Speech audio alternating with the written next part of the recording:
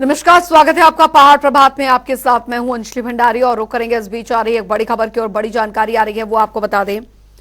बड़ी खबर, बड़ी जानकारी इस बीच आ रही है। आज हिमाचल लौटेंगे सीएम सुक्खू। जी हां, हिमाचल आज लौट रहे हैं सीएम सुक्खू। अब पूरी तरह स्वस्थ है मुख्यमंत्री ठाकुर सुखविंदर सिंह सुक्खू।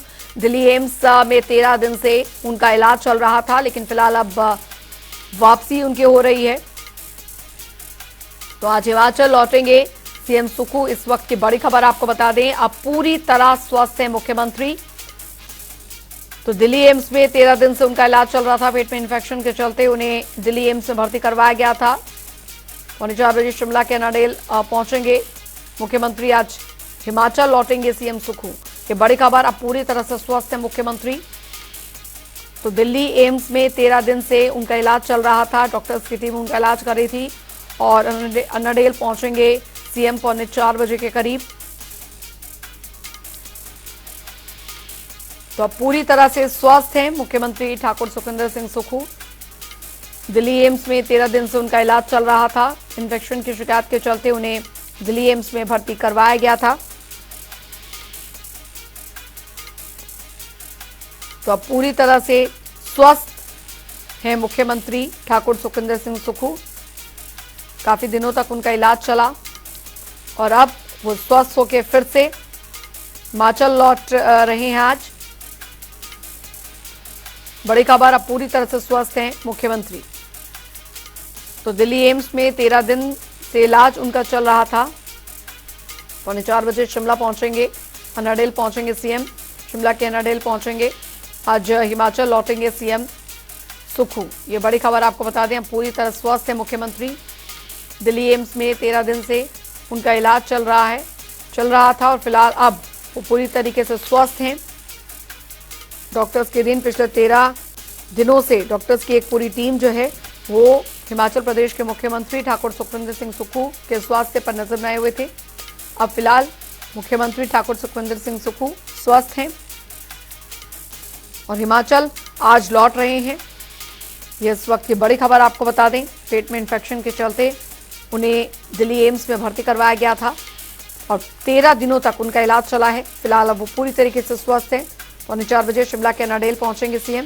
ये इस वक्त की बड़ी खबर। तो आज हिमाचल लौटेंगे मुख्यमंत्री ठाकुर सुखविंदर सिंह सुक्खू। अब पूरी तरह से स्वस्थ है मुख्यमंत्री। ये जानकारी आपको यहां पर दे रहे हैं।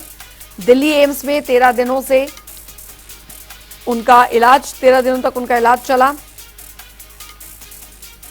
आज हिमाचल लौटेंगे सीएम। ये इस वक्त की बड़ी खबर आपको बता रहे हैं। हिमाचल ब्यूरो चीफ विकास शर्मा हमारे साथ इस बीच जुड़ गए हैं ज्यादा जानकारी के साथ। विकास, आज पूरी तरीके से स्वस्थ होकर हिमाचल प्रदेश के मुख्यमंत्री वापस हिमाचल लौट रहे हैं। जी बिल्कुल। और देखिए, पहले आज सुबह ही डॉक्टरों की एक टीम जो है वो फिर से आपस में सलाह करेगी और मुख्यमंत्री के जो टेस्ट हुए थे पिछले कल भी या उससे पहले भी, उसके ऊपर जो है एक बार फिर से जो वहां पर बातचीत होगी, एक मीटिंग होगी। और उसके बाद आज ये बताया गया है, जो आधिकारिक कार्यक्रम मुख्यमंत्री का जो टूर प्रोग्राम आया है उसके अगर हिसाब से बात करें तो आज 1:30 बजे जो है मुख्यमंत्री की एम्स अस्पताल दिल्ली से जो है उनकी आज छुट्टी होगी और उसके बाद वो सीधा सफदरजंग जो एयरपोर्ट है वहां पहुंचेंगे और वहां से सीधा हेलीकॉप्टर के माध्यम से शिमला पहुंचेंगे। और ये मानकर चलिए कि 3:30 बजे के आसपास जो है मुख्यमंत्री का हेलीकॉप्टर शिमला पहुंचेगा। और क्योंकि ये लंबे अरसे से देखा जा रहा था कि 25 तारीख की देर रात से ही, 25 अक्टूबर की देर रात से ही मुख्यमंत्री जो है वो पेट दर्द की शिकायत जो है वो बता रहे थे और उसके बाद शिमला के आईजीएमसी अस्पताल और वहां से एक दिन के बाद जब वहां पर उनका इलाज कर रही थी जो टीम, उनके अनुसार जो है ये कहा गया कि आप दिल्ली के एम्स अस्पताल जो है वो आप सेकेंड ओपिनियन के लिए वहां जाए। और उसके बाद अब स्वास्थ्य लाभ लेने के बाद मुख्यमंत्री जो है आज लंबे अरसे के बाद यहाँ वापस पहुंच रहे हैं। नहीं मान के चलिए कि 13 से 14 दिन जो है वो ऐसे हैं जब मुख्यमंत्री शिमला में नहीं थे, लेकिन ई ऑफिस के जरिए जरूरी कामकाज मुख्यमंत्री निपटा रहे थे। लिहाजा कई तरह की चीजें हैं, मंत्रियों से बातचीत की गई, लेकिन संक्रमण जिस तरह से पैनक्रियाज में बताया गया, पेट के अंदर जो है वो संक्रमण बताया गया और जिसकी वजह से ये दिक्कत उनको आ रही थी। तो अब काफी हद तक मुख्यमंत्री जो है वो स्वस्थ है और आज शिमला जो है उनकी वापसी यहाँ पर हो रही है। जी बिल्कुल विकास, इस दौरान मुख्यमंत्री जब पहुंचेंगे वहां पर कौन कौन मौजूद रहने वाला है मुख्यमंत्री के स्वागत में? देखिए बिल्कुल, क्योंकि मुख्यमंत्री के लिए पहले से ही लगातार काफी ऐसे उनके समर्थक हैं या यूं कहें कि जो सुकू सरकार में जो मंत्री है, मंत्रिमंडल है, सीपीएस है, लगातार उनके टच में थे और लगातार फोन के माध्यम से या उनके परिवार के साथ जो है लगातार बातचीत कर रहे थे, उनके स्वास्थ्य के बारे में पूछ रहे थे। तो आज शिमला जब एनआरएल वो पहुंचेंगे तो ये तमाम लोग जो है वो आज पहुंच सकते हैं, उनका स्वागत जो है वो आज यहाँ पर करेंगे। न सिर्फ वो बल्कि शिमला के मेयर और जो बाकी मंत्रिमंडल के जो सदस्य जो शिमला में होंगे, इसमें मौजूद रहेंगे, वो सारे लोग जो है वहाँ पहुंचेंगे, उनका आज स्वागत जो है वो करने वाले। बिल्कुल, बने रहिए विकास, आप हमारे साथ। इस बीच जानकारी आपको यहाँ पर दे रहे हैं। तो अब पूरी तरीके से मुख्यमंत्री स्वस्थ हैं और वापस हिमाचल आज लौट रहे हैं। आगे बढ़ेंगे, एक और बड़ी खबर की ओर करेंगे। बड़ी जानकारी आ रही है, वो आपको बता दें। हिमाचल मंत्रिमंडल की अहम बैठक, जी हां, 18 नवंबर को सीएम ने ये बैठक बुलाई है। सीएम सुक्खू की अध्यक्षता में कैबिनेट की बैठक होगी। राज्य सचिवालय में दोपहर 12 बजे बैठक होगी। बैठक में कई अहम मसलों पर चर्चा की जाएगी। तो राज्य सचिवालय में 12 बजे होगी बैठक। विकास हमारे साथ लगातार बने हुए। विकास, हिमाचल मंत्रिमंडल की बैठक जो है वो बुलाई गई है। देखिए अंजलि, क्योंकि बहुत ही कई मायनों में अहम जो है ये बैठक मानी जा रही है, क्योंकि मुख्यमंत्री लंबे अरसे से जो है स्वास्थ्य लाभ ले रहे थे और उसके बाद जो है मुख्यमंत्री ने तय किया उन्हीं के आदेश के अनुसार जो है, क्योंकि शिमला उनकी वापसी होनी थी, ये तय था। और उसके बाद जैसे ही मुख्यमंत्री का ये कार्यक्रम बना, उसके बाद मुख्यमंत्री ने जो अधिकारियों से, यहाँ तक कि मुख्य सचिव से जो है वो लगातार बातचीत कर रहे थे। ई ऑफिस के जरिए जरूरी फाइलें, कोई कामकाज जो है उसके ऊपर ध्यान दिया जा रहा था। और उसके बाद ये तय किया गया कि 18 नवंबर दोपहर 12 बजे जो है राज्य सचिवालय के भीतर इस बैठक का आयोजन किया जाए। मुख्यमंत्री इस बैठक की स्वयं अध्यक्षता जो है वो करने वाले हैं। तमाम मंत्री जो है वो इस बैठक में मौजूद रहेंगे और एजेंडा आइटम्स बनाने के लिए तमाम विभागों को कह दिया गया है। अभी एजेंडा जो है वो बनकर तैयार नहीं हुआ है, लेकिन कुछ एक चीजें जरूर जो है वो रहने वाली हैं। वो ये है कि जो ऐसे रिक्त पड़े पद हैं जिनके ऊपर नियुक्तियां की जानी है, जो पद भरे जाने हैं, उनको लेकर कोई आखिरी फैसला यहाँ पर लिया जा सकता है। हरी झंडी जो है वो यहाँ पर दी जा सकती है। इसके अलावा क्योंकि दिवाली का पर्व है और वो चल रहा है, तो ये माना जा रहा है कि जो डीए है, जो सरकारी कर्मचारी हैं, उनका जो डीए की जो किस्त है वो यहाँ पर दी जा सकती है। तो वो या दिवाली से पहले होगी, और अगर कोई इसमें कोई तकनीकी अड़चन अगर कोई रही तो दिवाली के बाद जरूर जो है वो 1 या 2 दिन के भीतर ये डीए की किस्त जारी की जा सकती है। तो इसके ऊपर जो है वो पहले से ही चीजें जो है वो चल रही हैं और बातचीत सरकार के तरफ से जो है वो लगभग साफ है कि डीए की किस्त जो है वो कर्मचारियों को यहाँ पर दी जाएगी। इसके अलावा कैबिनेट के अंदर ये माना जा रहा है कि जो मुख्यमंत्री की पूर्व की घोषणाएं हैं, चाहे वो बजट की घोषणाएं हों, जो बजट सत्र यहाँ पर हुआ था, या फिर उसके अलावा जो मुख्यमंत्री अलग अलग विधानसभा क्षेत्रों में अलग अलग जगह जो है वो दौरे पर गए, वहां पर जाकर कुछ घोषणाएं मुख्यमंत्री ने की थी, उन घोषणाओं को लेकर जो है जरूर अमली जामा यहाँ पर पहनाया जा सकता है। इसके अलावा जो ऐसी चीजें जो पहले की रह गई हैं, चाहे वो सुखाश्रय कोष के अंदर अगर बात करें, या फिर उसके अलावा जो हाल ही में जो आपदा हिमाचल प्रदेश में आई थी, उसके बाद ये कहा गया कि आपदा राहत कोष के लिए जो केंद्र सरकार से जो मदद मांगी जा रही थी, तो लगातार कांग्रेस ये बात कह रही है, सरकार ये बात कह रही है कि कोई मदद केंद्र सरकार की तरफ से नहीं मिली। लिहाजा अपनी तरफ से राज्य सरकार ने अपने संसाधनों को जुटाकर अब एक विशेष राहत पैकेज जो है उसकी घोषणा यहाँ पर की थी। क्या उसके अंदर काम चल रहे हैं, किन किन लोगों को जो है वो इसमें काम जो पैसा मिला है, या किस तरह से वो सारी चीजें चल रही है, उसके ऊपर जरूर यहाँ पर इस कैबिनेट के भीतर चर्चा होगी। और कई मायनों में अंजलि इस बैठक को जो है वो अहम यहाँ पर माना जा रहा है। बहुत बहुत शुक्रिया विकास शर्मा इस तमाम जानकारी के लिए। खबरों में आगे बढ़ेंगे। उत्तर बिहार सीएम की ओर से की गई बयानबाजी को लेकर अब देश में फैली राजनीति की आग हिमाचल भी पहुंच गई है। शिमला में भाजपा महिला मोर्चा ने बिहार के सीएम नीतीश कुमार के खिलाफ जमकर नारेबाजी की और इस दौरान उन्होंने बिहार के मुख्यमंत्री नीतीश कुमार की ओर से जनसंख्या नियंत्रण को लेकर पटना विधानसभा में दिए गए बयान को अत्यंत शर्मनाक बताया। साथ ही उन्होंने सड़कों पर उतरकर विरोध प्रदर्शन किया और साथ ही नीतीश कुमार के इस्तीफे की मांग की। पे शिमला में, और आप सबको विदित है कि विषय क्या है। विषय है कि एक प्रदेश जो है बिहार, वहाँ के मुख्यमंत्री ने संविधान के मंदिर में, लोकतंत्र के मंदिर में, विधानसभा और विधान परिषद में जिस प्रकार की भाषा का उपयोग किया है, वो महिलाओं के लिए जिस प्रकार का उन्होंने निर्लज्जता से जिस भाषा का प्रयोग किया है, उसकी हम भर्त्सना करते हैं, उसकी हम निंदा करते हैं। और हमारा ये कहना है कि ऐसे व्यक्तियों को इतनी इंपॉर्टेंट पोस्ट पर बैठने का कोई हक नहीं है, ऐसी प्रतिष्ठित स्थानों पर बैठने का कोई हक नहीं है जहां पर उन्होंने वेलफेयर एक्टिविटीज करनी है। यदि सोच महिलाओं के बारे में ऐसी होगी तो वो क्या महिलाओं के सम्मान में काम करेंगे। उधर प्रदेश में अभी हाल ही में हुई त्रासदी के चलते सभी नेता एक दूसरे पर बयानबाजियां कर रहे हैं।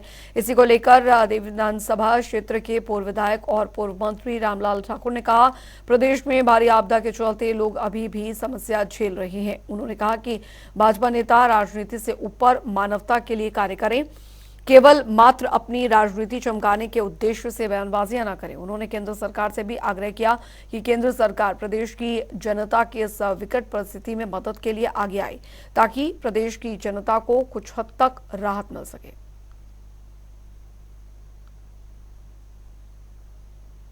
एक साथी हैं, उनको इन सारी बातों के बारे में जो है वो भी थोड़ा सा दिमाग में उसकी तस्वीर भी रखनी चाहिए। ये ना हो कि हम केवल मात्र राजनीति करने के लिए ग्राउंड रियलिटी को हम भूल जाएं और किन परिस्थितियों में प्रदेश के मुख्यमंत्री ने और प्रदेश मंत्रिमंडल ने प्रदेश के अंदर जो है वो व्यापक दौरा करके जहाँ जहाँ पर भी नुकसान हुआ है, मुख्यमंत्री और बाकी मंत्री लोग जो है वो उप मुख्यमंत्री ये सारे व्यक्तिगत तौर पे वहाँ पे गए हैं और जो हो सकता था उसके बारे में एग्रीकल्चर डिपार्टमेंट के माध्यम से, पीडब्ल्यूडी डिपार्टमेंट के माध्यम से और जो हमारी जो ग्रामीण विकास विभाग है उनके माध्यम से जो है वो अलग अलग जगहों पे काम जो है वो चले हैं। उधर आपको बता दें कि शिमला में हिमाचल प्रदेश राज्य जैव विविधता बोर्ड ने एक क्षमता निर्माण कार्यशाला का आयोजन किया है। कार्यशाला में मुख्य सचिव प्रबोध सक्सेना ने मुख्य अतिथि के रूप में शिरकत की, जिसमें जैव विविधता अधिनियम 2002 और संशोधन 2023 को लेकर डीएफओ को शक्तियां सौंपने के बाद एक्ट को लागू करने को लेकर मंथन हुआ। 12 साल की जैव विविधता के ऊपर किस तरह के दिशा निर्देश दिए गए और किस तरह के सुझाव आए हैं? देखिए, जो कार्यशाला का आयोजन करने का मुख्य उद्देश्य ये था कि जो बायोडायवर्सिटी के संदर्भ में काफी अनभिज्ञता थी।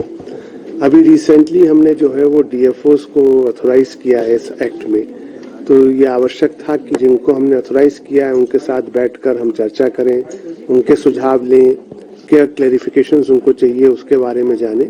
तो आज डीएफओस के साथ ही चर्चा हुई है और हमें उम्मीद है कि अब वो ऑन बोर्ड है तो ये एक्ट का इम्प्लीमेंटेशन जो है वो और सुगम हो जाएगा। सर, कितना फायदा हिमाचल को होगा इससे? अगर देखिए, जैसा कि मैंने कहा अपने संबोधन में भी कहा कि प्रश्न कुछ पैसे कमाने का नहीं है। प्रश्न ये है कि जो हमारे पास इतनी बड़ी संपदा है, क्या हम उस पर ध्यान दे रहे हैं? क्या उसका हम जो दोहन है वो साइंटिफिक तरीके से कर रहे हैं? क्या जो इसमें हमारे लोग हैं वो एक्सप्लॉइट तो नहीं हो रहे हैं? वो मुख्य उद्देश्य है। तो पैसे थोड़े बहुत आएंगे वो ठीक है, वो भी उसका भी स्वागत है, लेकिन उद्देश्य है कि इस सिस्टम को रेगुलेट किया जाए, स्ट्रीमलाइन किया जाए, इसको साइंटिफिक किया जाए और किसी प्रकार का इसमें जो अगर शोषण है तो वो समाप्त किया जाए। सर, आप मुख्यमंत्री से मिले हैं। उधर आपको बता दें कि हमीरपुर में दरअसल मुख्य चिकित्सा अधिकारी के कार्यालय में दरअसल आयुष्मान भव को लेकर बैठक का आयोजन किया गया। बैठक की अध्यक्षता मुख्य चिकित्सा अधिकारी डॉक्टर आर.के. अग्निहोत्री ने की। बैठक में आयुष्मान भव कार्यक्रम के तहत 31 दिसंबर तक सभी लोगों का आभा आईडी के तहत पंजीकरण करना और इसके लिए रणनीति तय की गई। बैठक में जिला भर के ब्लॉक चिकित्सा अधिकारी और कर्मचारी विशेष रूप से उपस्थित रहे। आज का जो मीटिंग है इसमें हमारे सभी ब्लॉक मेडिकल ऑफिसर्स हैं, सुपरवाइजर हैं, हेल्थ सुपरवाइजर हैं, अकाउंटेंट हैं, ब्लॉक अकाउंटेंट हैं। आज का जो हमारा सबसे जो महत्वपूर्ण मुद्दा है और सरकार का भी मुद्दा है वो है हमारा आयुष्मान भव जो प्रोग्राम चला हुआ है, क्योंकि अभी 31 दिसंबर तक हमने सबको रजिस्ट्रेशन करना है, जिसमें कि यूनिक हेल्थ आईडी जिसको आभा आईडी बोला जाता है वो क्रिएट करेंगे, ताकि सभी लोगों का जो आने वाले टाइम में जो सॉफ्ट फॉर्म में, इलेक्ट्रॉनिक फॉर्म में हेल्थ रिकॉर्ड रहेगा। उधर दीपावली पर्व में पटाखा बाजार सजना शुरू हो गया है। बता दें कि शिमला में जिला प्रशासन ने पटाखों के लिए 14 स्थान चिन्हित किए हैं। चिन्हित स्थानों पर लगे स्टॉलों से पटाखों की खरीदारी कर सकते हैं। वहीं प्रशासन ने पटाखे जलाने का समय 2 घंटे तक रात 8 से 10 बजे तक निर्धारित किया है। उपायुक्त शिमला आदित्य नेगी ने कहा कि दरअसल प्रत्येक वर्ष की तरह पटाखों की बिक्री के लिए जगह चयनित कर दी गई है और पीडब्ल्यूडी और अग्निशमन विभाग को व्यवस्था करने के लिए निर्देश दिए गए हैं। गाँव को आइडेंटिफाई किया गया है। इसमें हमारा आइस स्केटिंग रिंग है, हमारा बालूगंज का एरिया है, समर हिल का एरिया है और ऐसे मतलब टोटल 14 जगहों को शहर में आइडेंटिफाई किया गया है जहाँ पे पटाखे बेचे जाएंगे। ये खुले स्पेसेस हैं। यहाँ पे जो पीडब्ल्यूडी को भी कहा गया है कि वो वहाँ पे व्यवस्था रखे और फायर को भी कहा गया है कि वो अपने जो नज़दीक में जा वहाँ व्यवस्था रखे ताकि कभी अगर आग भी लगती है तो वो आग पे काबू पाया जा सके। इसके अलावा जो अगर पटाखे जलाने की टाइमिंग की बात है तो वो हमेशा की तरह जो है 8 से 10 बजे के बीच में ही जो है लोग पटाखे जला सकेंगे। उधर कार्तिक मास के कृष्ण त्रयोदशी को धनतेरस का पर्व मनाया जाता है। आज हमीरपुर में धनतेरस पर्व को लेकर लोगों में काफी ज्यादा उत्साह देखने को मिल रहा है, जिसके लिए बाजार पूरी तरह से सज चुके हैं। धनतेरस पर्व पर बाजार में खासी रौनक रहती है और इस पर्व पर बर्तन खरीदना बेहद शुभ माना जाता है, जिसके चलते त्योहारी सीजन के बीच दुकानदारों ने धनतेरस के लिए तैयारियां पूरी कर ली हैं। त्योहारों को भुनाने और साथ ही उपभोक्ताओं को लुभाने के लिए अब सामान पर ऑफर्स देने शुरू कर दिए गए। धनतेरस के हमारे बुजुर्गों से रीत चली आई है कि इस दिन में झाड़ू और सोना वगैरह और बर्तन वगैरह खरीदते हैं तथा दिवाली के दिन नए बर्तनों में पूजा करते हैं। तो इसलिए ये दिवाली से 2 दिन पहले मनाई जाती है। ये दिवाली से 2 दिन पहले मनाया जाता है। इसमें घर में लोग झाड़ू, बर्तन, सोना चांदी वगैरह घर लेके खरीद के लेके जाते हैं और इससे घर में सुख समृद्धि की अच्छी खासी तरक्की होती है। धनतेरस लोगों में काफ़ी खुशी का त्यौहार होता है। दिवाली से पहले 2 दिन मनाया जाता है। इसमें लोग खूब सारी खरीदारी करते हैं। इसमें सोना चांदी, कपड़े खरीदारी, बर्तनों का, झाड़ू का सामान वगैरह देते हैं। इसमें घर में सुख समृद्धि बनी रहती है और इसमें पूजा की जाती है। चलिए इसी के साथ पहाड़ प्रभात की खबरों में अभी के लिए फिलहाल इतना ही। वक्त एक छोटी सी ब्रेक का।